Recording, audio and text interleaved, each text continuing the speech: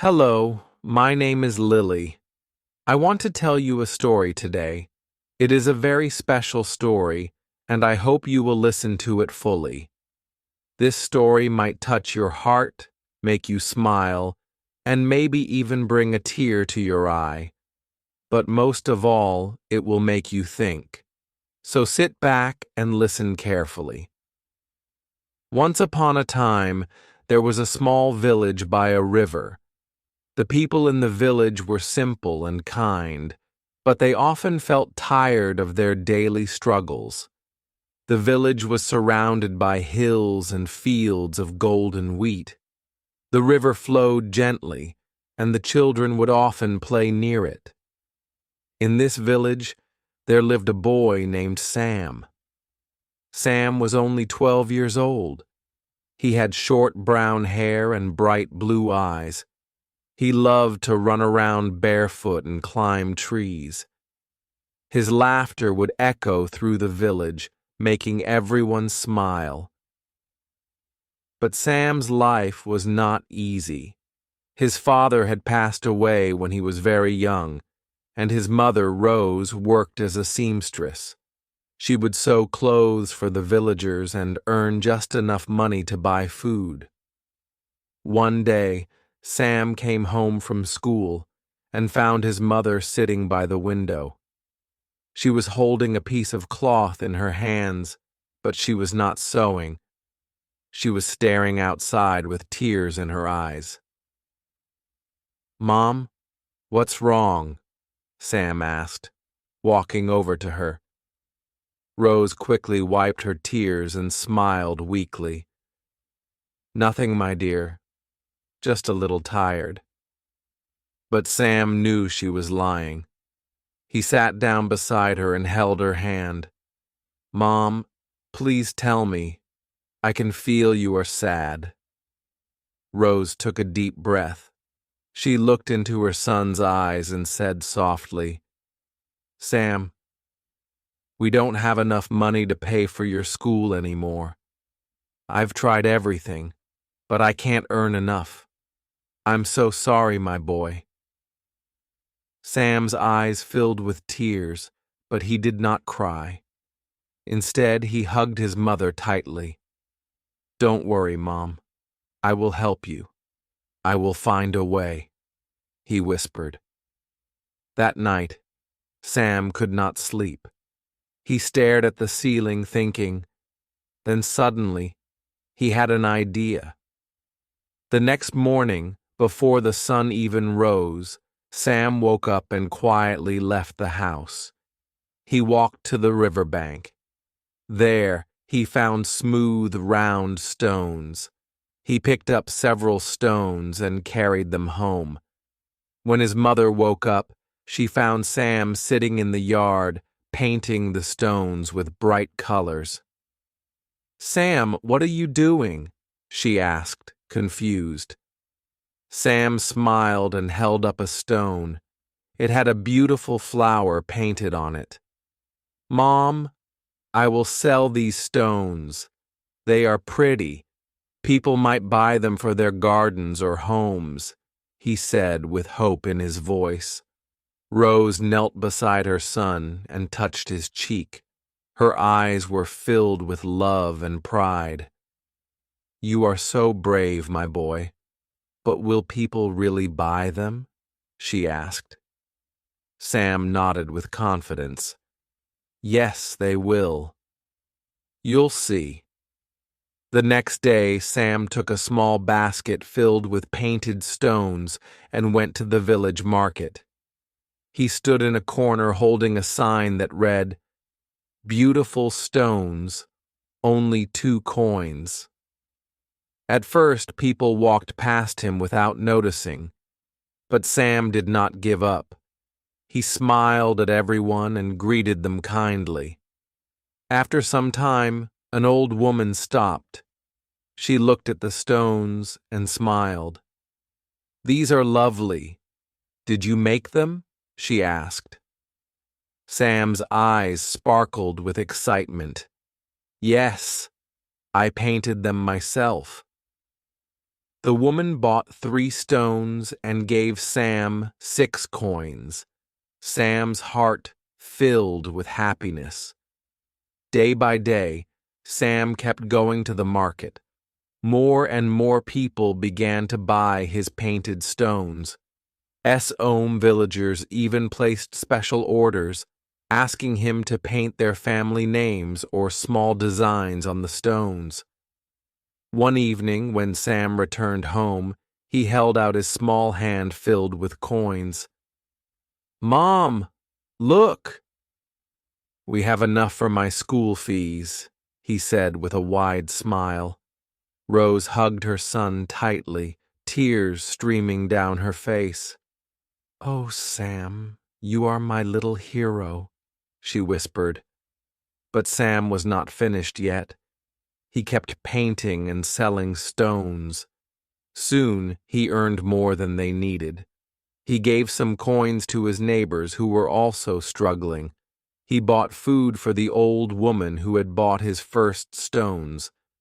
One day, a man from a nearby town visited the market.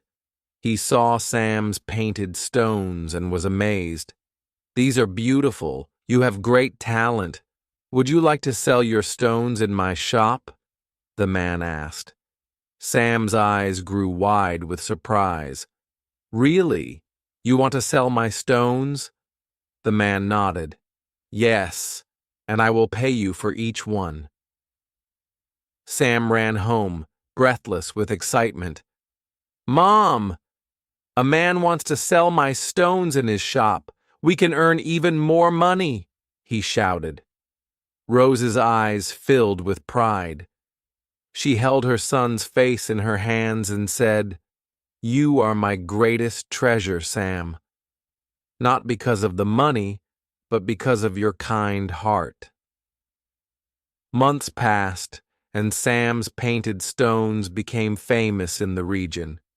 People from other villages came to buy them.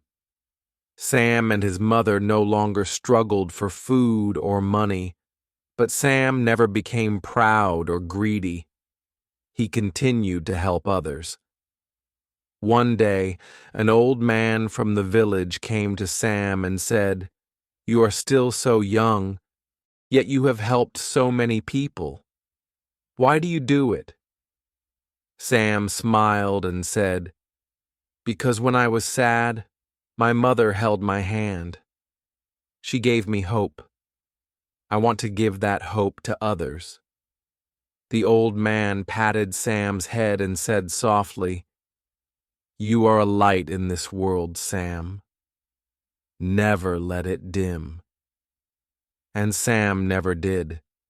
He grew up to become a kind and generous man. He built a small school in the village for children who could not afford education. He taught them how to paint, just like he once painted stones. People from all over came to hear the story of the boy who sold stones with a smile, and they always left with a heart full of hope. My dear friends, this story is a reminder. Life will not always be easy. Sometimes it will break you down. But in those moments, remember Sam. Remember his smile, his determination, and his kindness. No matter how hard life becomes, never lose hope and never stop being kind, because kindness and hope can change the world. If you liked this story, please give it a thumbs up. Subscribe for more beautiful and inspiring stories. Your support means the world to me. Thank you for listening. As the seasons changed, so did I. Spring brought with it the sweet scent of lilacs and the soft hum of bees dancing from flower to flower. It was Grandma's favorite time of year. She used to say that spring was proof that no matter how harsh the winter was, life would always bloom again. I found myself walking through her garden more often, my fingers brushing gently over the petals she once planted. I whispered to the flowers, telling them stories about her, and I liked to imagine they were listening, nodding softly in the breeze. Summer came next, with its golden sunlight and long, lazy evenings. The swing in Grandma's backyard still creaked softly in the warm wind. I often sat there with a book in my lap, though I rarely turned the pages. Instead, I stared at the sky, watching the clouds drift by slowly, dreamily. I remembered the way Grandma would point out shapes in the clouds, the smiling face, the heart, the little puppy. I smiled faintly, realizing that even now I still looked for them.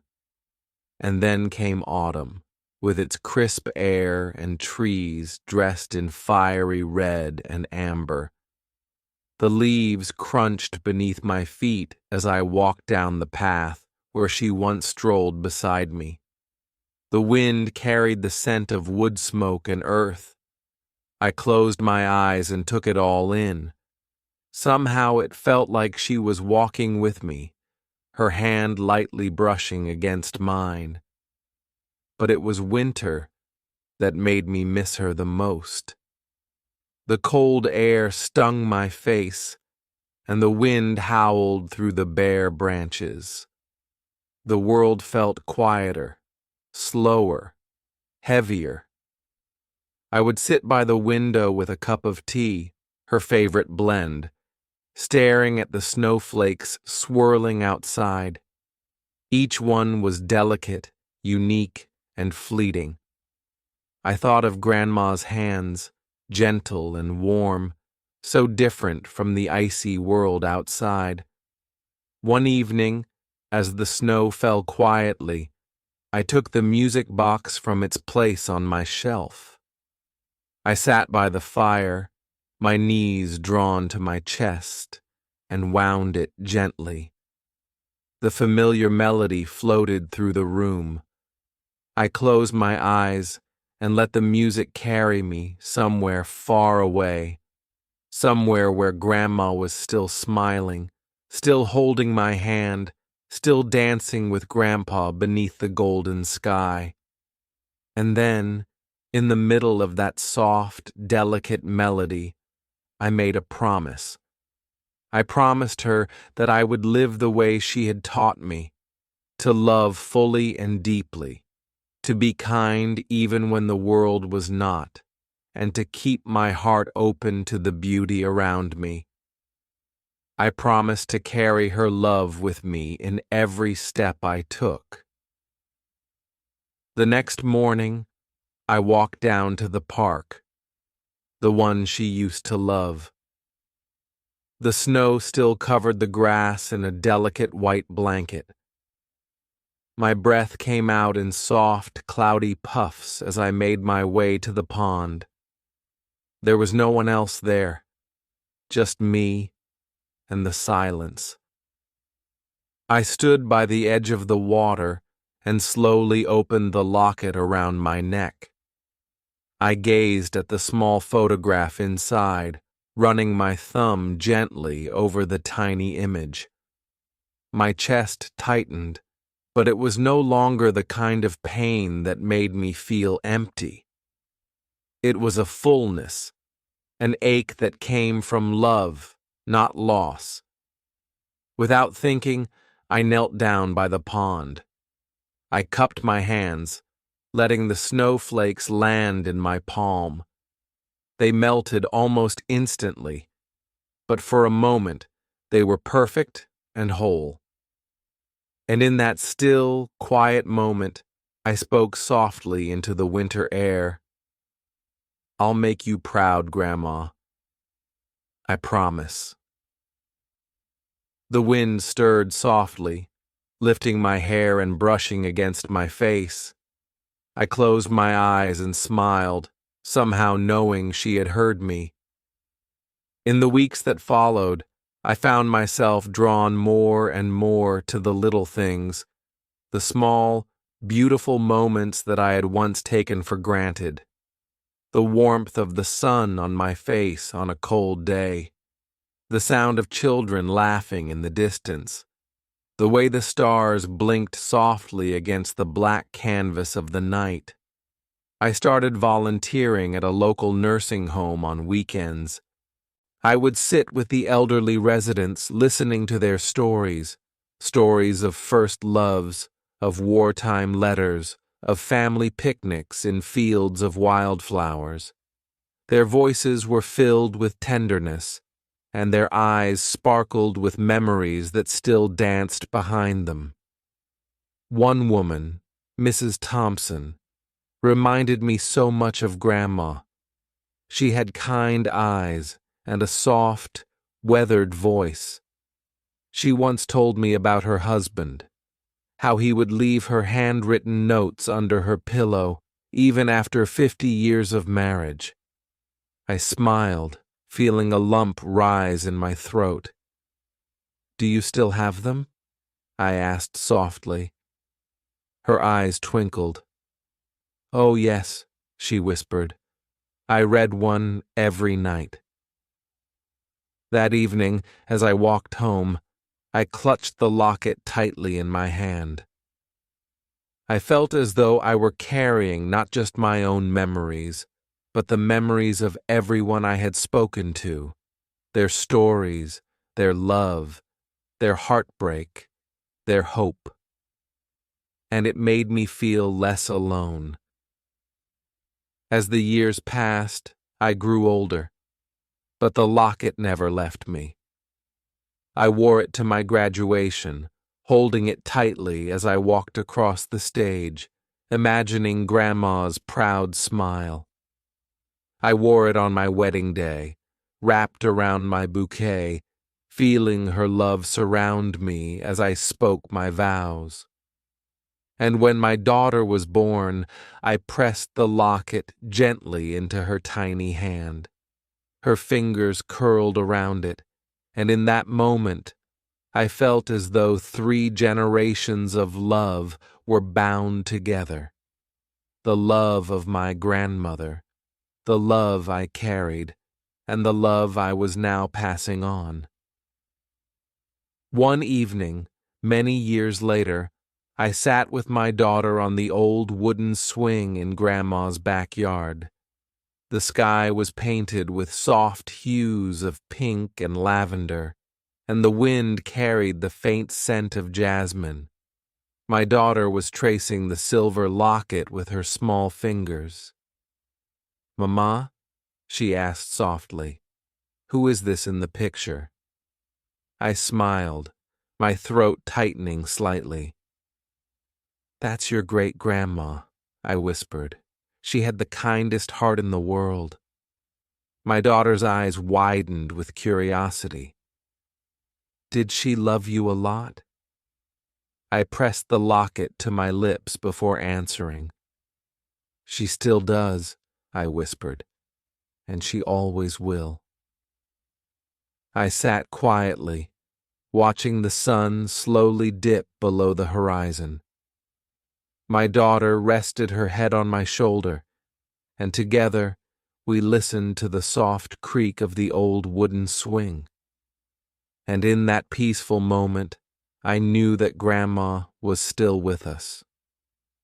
In the gentle wind that brushed against our faces, in the sweet scent of the jasmine that lingered in the air, in the warmth of the setting sun. And I smiled, because love like hers never fades. It only grows stronger, passing from hand to hand, from heart to heart, becoming a part of who we are. With you. And remember, the people we love never truly leave us. They remain in the memories we carry, in the stories we tell, and in the love we share with the world.